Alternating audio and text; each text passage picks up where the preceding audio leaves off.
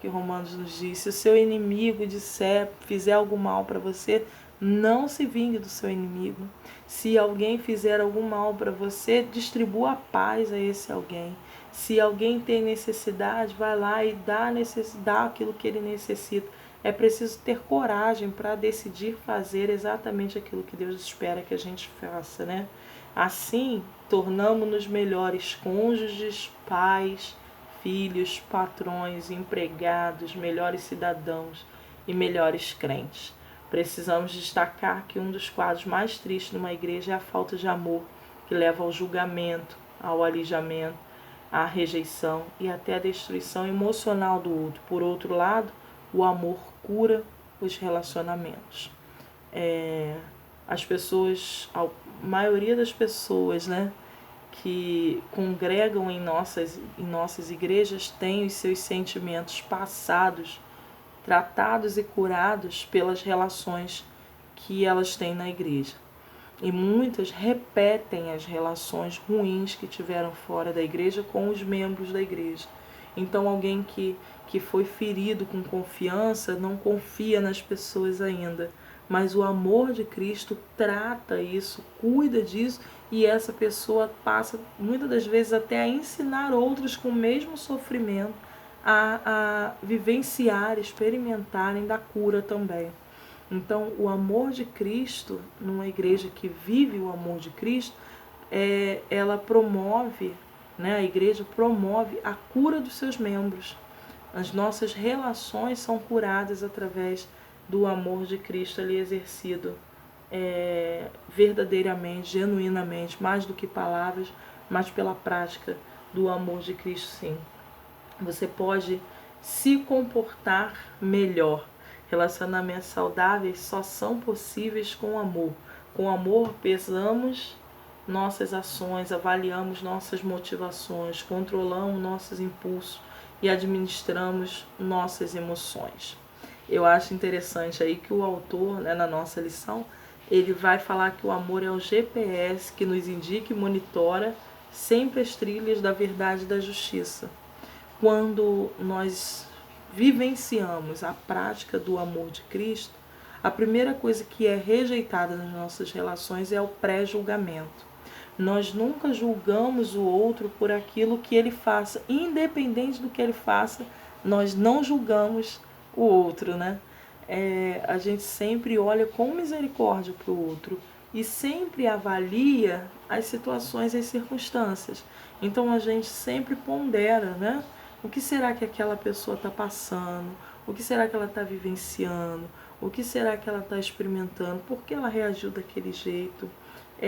Nós somos, quando a gente não tem somente a falácia, né? A gente não tem só a fala dos textos bíblicos, mas a Bíblia se torna a nossa regra de fé e prática, né? Não é só a nossa regra de fé.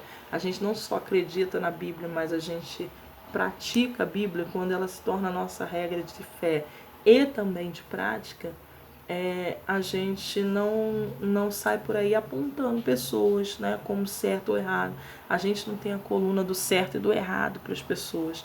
A gente tem a coluna daquele que depende da misericórdia de Deus, e eu me incluo nela, né? E daquele que está vivenciando a misericórdia de Deus, eu me incluo nela também muitas das vezes. Então, muitas das vezes nós estamos vivenciando a misericórdia de Deus. Outras vezes nós estamos dependendo da misericórdia de Deus. E a mesma coisa, o mesmo olhar, a gente precisa ter para aqueles que estão à nossa volta. Ora, eu tenho misericórdia, estou vivenciando a misericórdia de Deus, estou cheia de Deus, estou cheia da presença de Deus, estou vivendo no centro da vontade de Deus, né? Como alguns dizem por aí, estou ali firmada na palavra de Deus. Ora, eu estou meio vacilante, eu estou meio desanimada, eu estou caminhando por algum outro caminho que pode não ser o caminho de Deus. E aí eu vou depender das misericórdias de Deus ali também. Então a Bíblia diz isso, né? Aquele que está de pé, cuide para que não caia. Nós não somos capazes de julgar ninguém, nós não somos capazes de apontar o dedo para ninguém. Então a Bíblia ela vai ser o nosso GPS para dizer assim, olha, ele está errando aqui assim, nessa situação, faça dessa forma aqui, né? Ele tem alguma dificuldade nessa área, faça desse jeito aqui para ajudar o seu irmão, né? Para ajudar aquele que precisa, ok? E você pode amadurecer. Nós amadurecemos servindo a Deus e vivendo no amor de Deus. Não basta que a gente passe pelo sofrimento ou passe pelas situações difíceis, crendo que nas situações difíceis com o nosso próximo, né, no relacionamento com o nosso próximo, crendo que Deus é o nosso juiz. Não basta isso, né? O texto não para aí em Romanos 12 que a gente leu. O texto não para aí, mas ele continua dizendo assim, olha, ele é o nosso vingador, ele que vai nos vingar, eu que vos vingarei.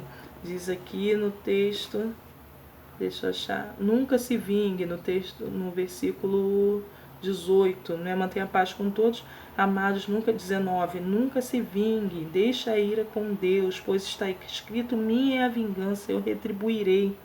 Ele continua, pelo contrário, olha, a minha parte é a vingança, a de vocês é que se o seu inimigo tiver fome, dele de comer, se ele tiver sede, dele de beber, e faça isso para amontoar a brasa na cabeça dele. Então a parte de Deus é da vingança. Às vezes a gente fica focado, não, Deus é o meu juiz, ele vai julgar a minha causa, ele vai fazer ele pagar pelo que ele está fazendo comigo. E a gente esquece que a parte do juízo é de Deus, fica com Deus. E ele dá uma instrução para nós do que fazer enquanto ele se vinga. Então ele dá uma instrução para nós do, olha, se ele tiver sede, ajuda.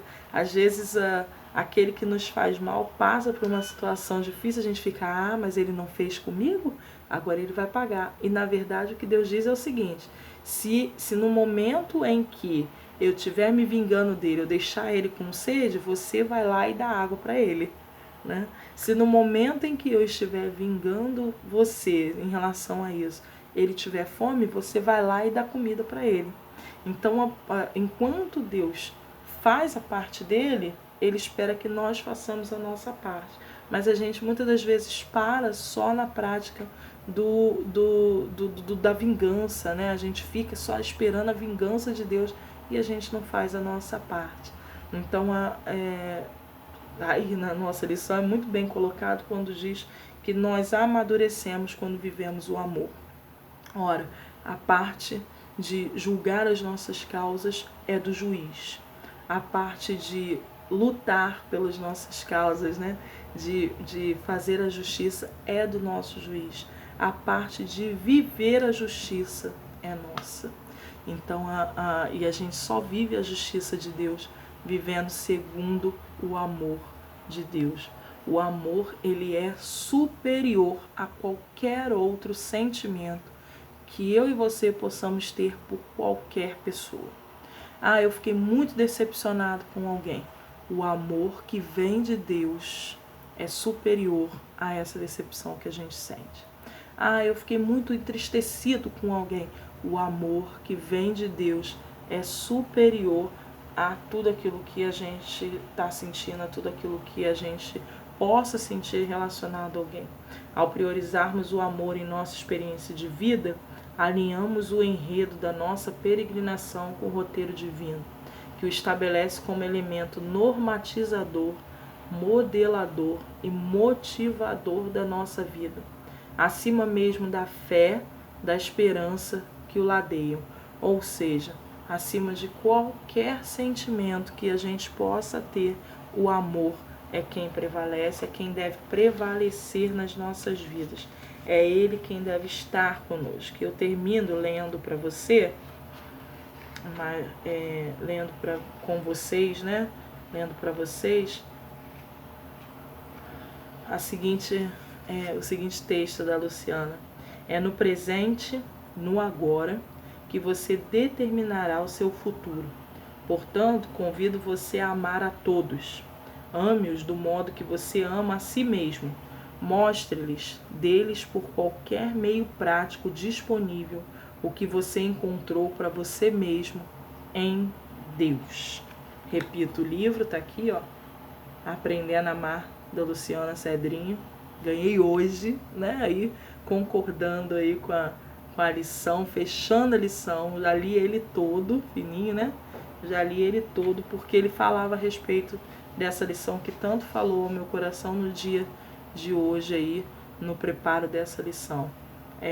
Se a gente quer viver o amor de Deus, a gente precisa se encher do amor de Deus. Só é possível ter esse encontro com Deus, só é possível experimentar desse amor quem já se encontrou com Deus. Quem já se encontrou com Deus tem a experiência desse amor.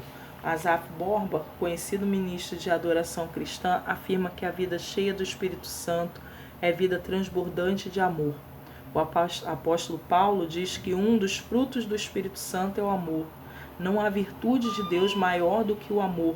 Não há como pensar ou dizer que alguém é cheio do Espírito Santo se não for cheio de amor também. Como Deus é amor, entendemos que a essência de Deus é o amor, e esse amor deve ser a excelência da vida da igreja, pois o amor é o dom supremo de Deus. Que Deus nos abençoe e nos ajude a experimentar cada vez mais do amor dele, porque só assim nós vamos ser capazes de fazer com que esse amor transborde em nós. Nós só transbordamos daquilo que estamos cheios e que nos enchamos do amor de Deus, para que todos vejam em nós e através da nossa vida o amor de Deus também. Que Deus nos abençoe, que Deus abençoe você e sua família, e tenham paz, saúde e amor de Deus.